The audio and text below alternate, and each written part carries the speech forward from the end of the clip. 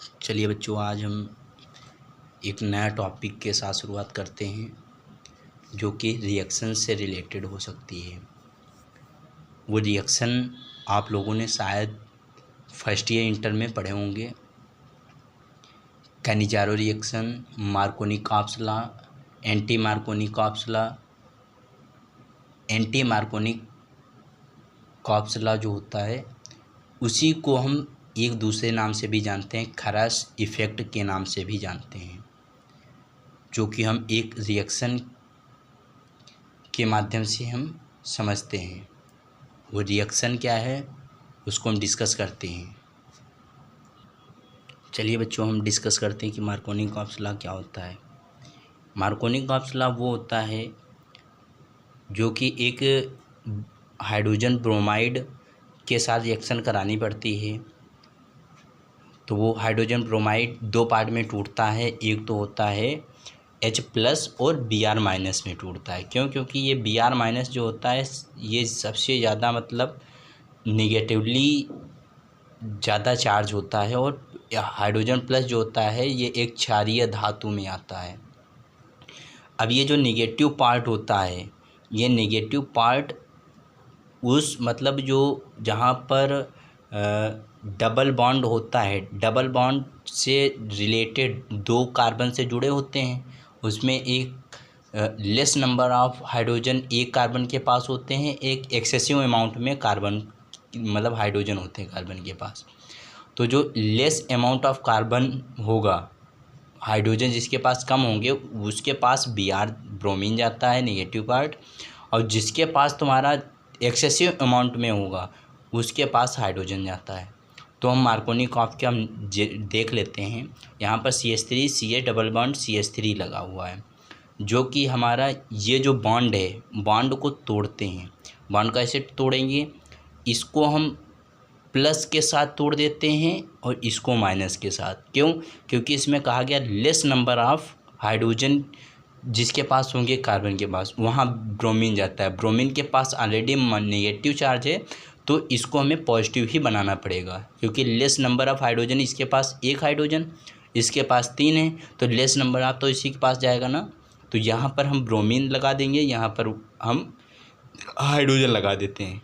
तो इसको हम करके चेक कर लेते हैं एक बार।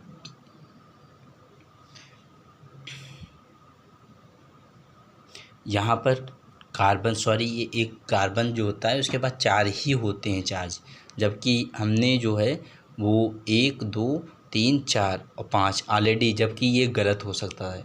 तो इसको हम 1 2 और 3 ये इसके साथ हम रिप्लेस करते हैं। तो रिप्लेस करने के बाद हम कैसे बनेगा, इसको हम एज इट इज लिखेंगे CH3।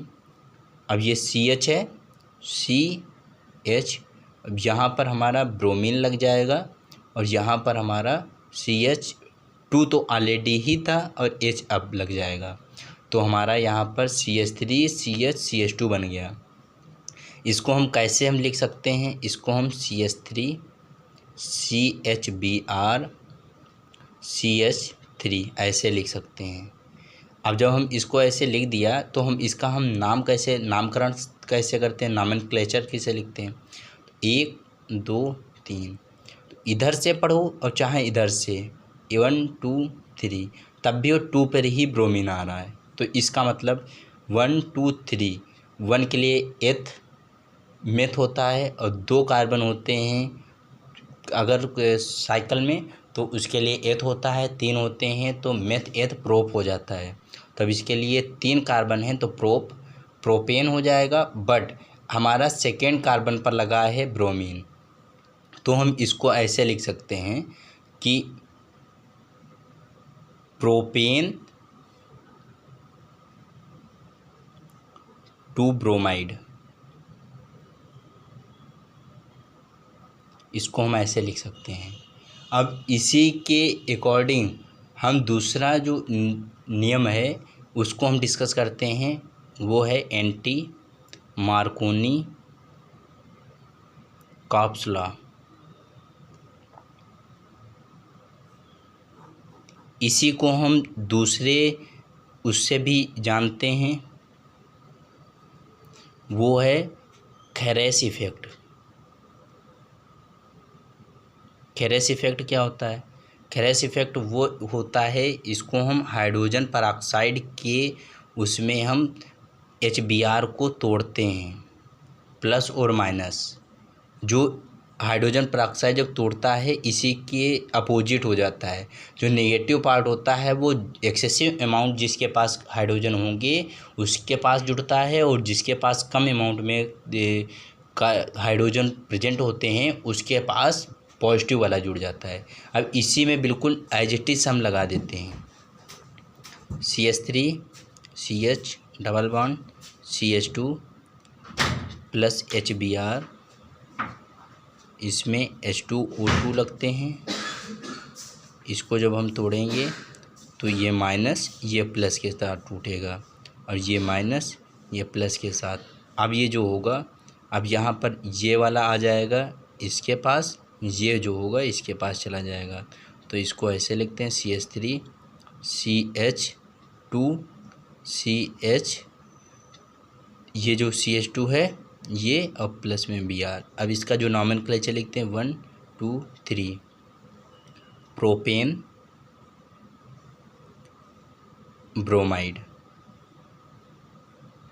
ऐसे हम इसको लिखते हैं। और यही जो है वो मार्कोनिकॉफ और एंटी मार्कोनिकॉफ दो हमारे हो गए रिएक्शन। ऐसे हम रिएक्शन को शो करते हैं। आई होप आप लोगों को मार्कोनिकॉफ और एंटी मार्कोनिकॉफ लॉ समझ में आया होगा।